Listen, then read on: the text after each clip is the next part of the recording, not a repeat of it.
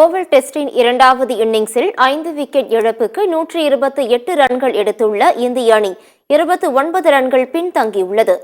Border Gavaskar test தொடரின் இரண்டாவது test போட்டி அடிலைடியில் உள்ள ஓவல் மைதானத்தில் நேற்று தொடங்கியது.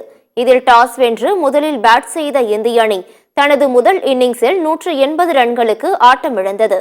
பின்னர் விளையாடிய ஆஸ்திரேலிய அணி 337 ரன்களுக்கு அனைத்து விக்கெட்டுகளையும் இழந்தது. டிராவிஸ் ஹெட் அதிகபட்சமாக 140 ரன்கள் எடுத்தார். ஜாஸ்பிரிட் பும்ரா, முகமது சிராஜ் ஆகியோர் தலா 4 விக்கெட்டுகளை கைப்பற்றினர். இதைத் தொடர்ந்து தனது இரண்டாவது இன்னிங்ஸை தொடங்கிய இந்திய அணி அதை அடுத்து விக்கெட்டுகளை இழந்து திணறி வருகிறது.